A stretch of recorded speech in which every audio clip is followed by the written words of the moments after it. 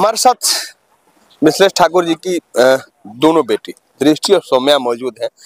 आप पहले मुखातिब हो चुके हैं, हमारी खबरों के जरिए से बात भी हमारी हुई है।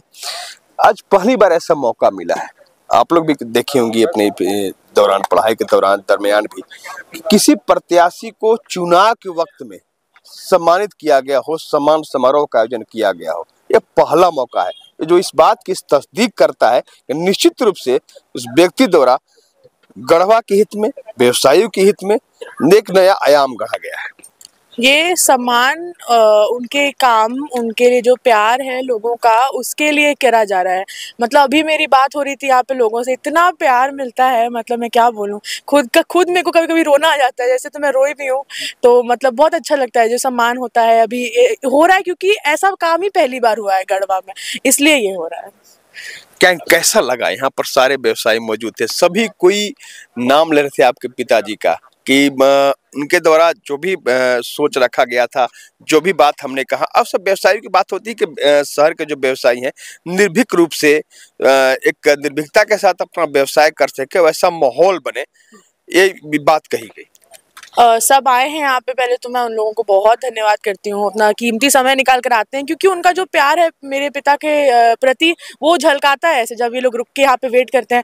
और सब अपना इतना पॉजिटिव यहाँ का रिव्यू है। हर इंसान, गांव में जाएं आप, शहर में जाए, कहीं पे भी, क्योंकि जो काम करेगा उन्हें तो मिलेगा ही ना पॉजिटिव रिव्यू। अब जो नहीं करेंगे वो उनको खराब ही सुनना पड़ेगा।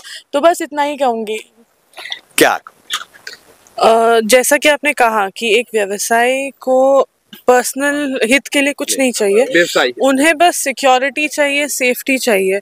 और गढ़वा की जो सुरक्षा प्रक्रिया चेंज की गई है पिछले 5 सालों में, बहुत बुरी खबरें मुझे मिलती थी। जब मेरे पापा खुद आ रहे होते थे, रात को निकलते थे, तो मैं और मेरी बहन, हम लोग रात को 2 बजे तक सोते नहीं थे जब तक पापा पहुंच नहीं जाते थे। ऐसा डर लगा रहता था।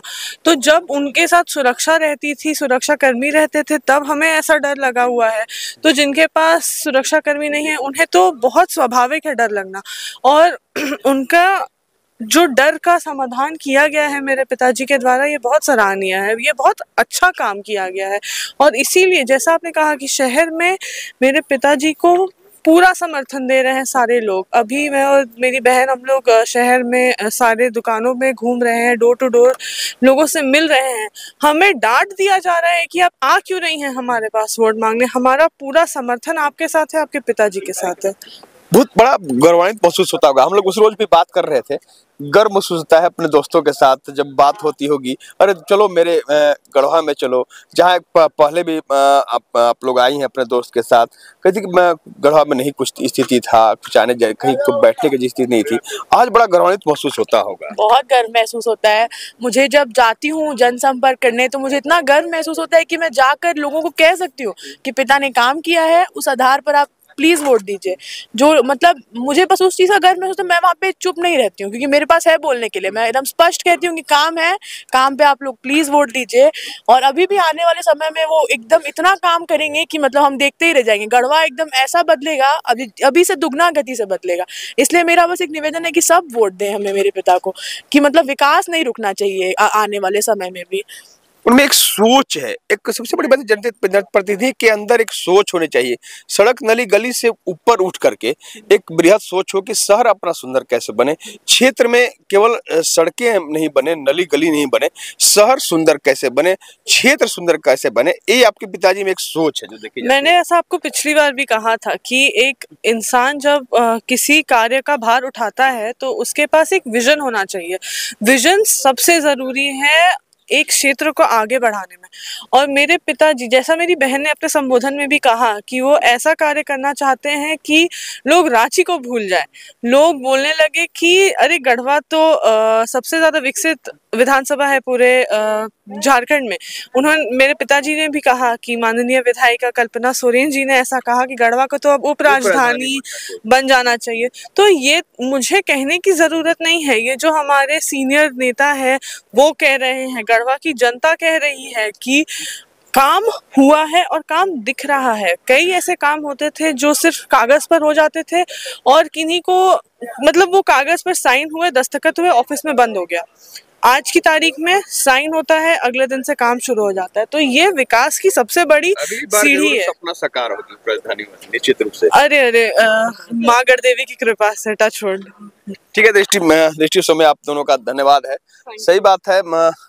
दृष्टि सौम्या जो मंत्री जी के दोनों बेटी हैं, उनका साफ तौर पर कहना है कि जब मेरे पिताजी के साथ सुरक्षा कर्मी होते हैं, जब वो जनप्रतिनिधि नहीं थे उस वक्त भी सुरक्षा कर्मी हुआ करते थे, लेकिन उसके बावजूद भी रात में डर लगा रहता था कि मेरे पिताजी घर कब लौटते हैं, सही सलामत लौटते हैं कि नहीं। इतनी सुरक्षा की डर रहती थी।